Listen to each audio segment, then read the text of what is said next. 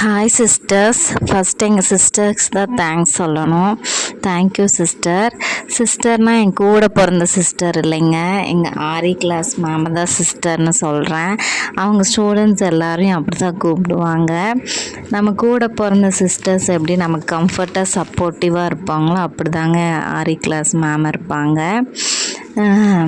நான் வந்து ஒரு dress designer, blouses, kurtis, kids ட்ரெஸ்லாம் ஸ்டிச் பண்ணுவேன். ஆனால் எனக்கு ஆரி கற்றுக்கிட்டு பிஸ்னஸில் நெக்ஸ்ட் லெவல் போகணுன்னு நினச்சேன். அப்போ தான் எதர்ச்சியாக இன்ஸ்டாவில் இந்த பேஜை பார்த்தேன். ஃப்ரீ கிளாஸ்னு ஜாயின் பண்ணேன். ஜாயின் பண்ணிவிட்டு ஒரு காவாசி போனதுக்கப்புறம் முடியல, சரி பிரேக் பண்ணிக்கலான்னு நினச்சி ஹெல்த் இஷ்யூஸ் ஆயிடுச்சு.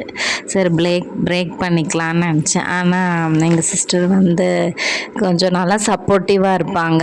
பொறுமையாக டைம் எடுத்து பண்ணுங்கள், ரெஸ்ட் எடுங்க, பிரேக் எடுத்து ஹெல்த்தை பார்த்துக்கோங்க அப்படின்னு சொல்லி எக்ஸ்ட்ரா டைமெல்லாம் கொடுத்தாங்க.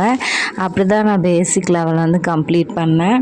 அப்புறம் வாட்ஸ்அப் குரூப் இருக்கும், அதில் வந்து டெய்லி நாங்கள் அப்டேட் பண்ணுவோம் ஸ்டூடெண்ட்ஸ் எல்லாம். நான் குரூப்பில் இருக்கும்போதே 150 ஸ்டூடெண்ட்ஸ் இருந்தாங்க. ஒரு பேட்ச், அடுத்தடுத்த பேட்சில் இன்னும் நிறைய ஸ்டூடெண்ட்ஸை வந்து கம்ப்ளீட் பண்ணி அனுப்பிச்சிருக்காங்க அவங்க. அடுத்தது அட்வான்ஸ் லெவலும் ப்ரோ லெவலும் அடுத்தடுத்து கற்றுப்பேன்.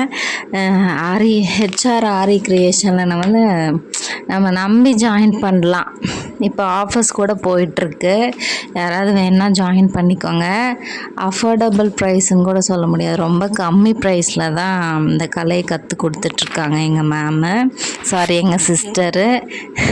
ஜாயின் பண்ண நினைக்கிறவங்க டிஎம் பண்ணி டீட்டெயில்ஸ் கேட்டுக்கோங்க. Thank you sister, thank you so much.